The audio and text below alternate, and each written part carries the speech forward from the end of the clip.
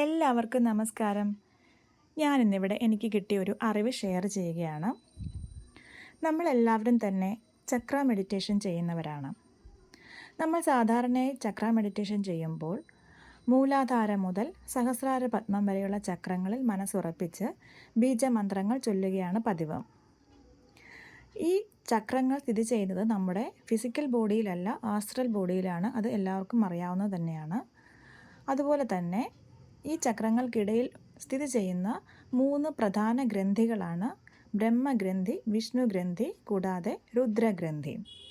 അപ്പോൾ ഒരു ചക്രത്തിൽ നിന്ന് മറ്റൊരു ചക്രത്തിലേക്ക് കുണ്ടലിനി ശക്തി ഉയർന്നു വരണമെങ്കിൽ ഈ 3 ഗ്രന്ഥികളെ ഭേദിച്ചാൽ മാത്രമേ സാധിക്കുകയുള്ളൂ. ഗ്രന്ഥി എന്ന് ഉദ്ദേശിക്കുന്നത് ഒരു നോട്ടാണ്. അപ്പോൾ ഈ നോട്ടിനെ അൺലോക്ക് ചെയ്യുമ്പോഴാണ് നമ്മുടെ ഉള്ളിലെ പ്രാണോർജ്ജത്തിന് മുകളിലേക്ക് ഉയരാൻ അനായാസേന സാധിക്കുന്നത്. അപ്പോൾ പല അറിവുള്ള ആളുകളും പല തരത്തിലുള്ള മെത്തേഡ്സാണ് ഈ അതായത് ചക്രങ്ങൾക്കുള്ളിൽ നിലനിൽക്കുന്ന ഈ ഗ്രന്ഥികളെ ഭേദിക്കാനായിട്ട് ഉപയോഗിക്കുന്നത്.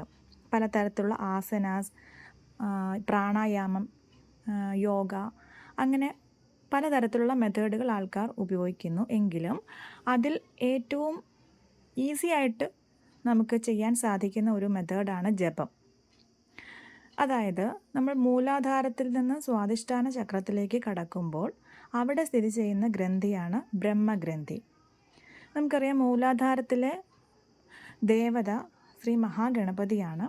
അപ്പോൾ മൂലാധാരത്തിൻ്റെ ബീജമന്ത്രമായ ലം ജപിച്ചതിന് ശേഷം ഓം ഗം ഗണപതയേ നമ എന്ന് 9 പ്രാവശ്യം ജപിക്കുക, മനസ്സുറപ്പിച്ച് ജപിക്കുക. അപ്പോൾ കുണ്ടലിനി ശക്തിക്ക് മൂലാധാരത്തിൽ നിന്നും സ്വാധിഷ്ഠാന ചക്രത്തിലേക്ക് അനായാസേന കടക്കാനായിട്ട് സാധിക്കും. അതുപോലെ തന്നെ സ്വാധിഷ്ഠാനത്തിൽ നിന്ന് മണിപൂരകത്തിലേക്ക് എത്തി അവിടുന്ന് അനാഹതത്തിലേക്ക് എത്തുന്നതിനിടയ്ക്കായിട്ടാണ് വിഷ്ണുഗ്രന്ഥി സ്ഥിതി ചെയ്യുന്നത്. അപ്പോൾ വിഷ്ണുഗ്രന്ഥി തുറക്കാനുള്ള മൂലമന്ത്രം എന്ന് പറയുന്നത് ഓം നമോ നാരായണായ. ഈ മന്ത്രം 9 തവണ ജപിക്കുക.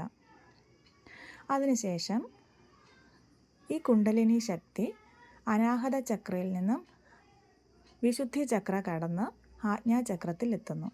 ആജ്ഞാചക്രത്തിനും സഹസ്രാര പത്മത്തിനും ഇടയിലാണ് രുദ്രഗ്രന്ഥി സ്ഥിതി ചെയ്യുന്നത്. അപ്പോൾ ആ ഗ്രന്ഥിയെ ഭേദിക്കാനുള്ള മന്ത്രമാണ് പഞ്ചാക്ഷരി മന്ത്രം ഓം നമഃ ശിവായ.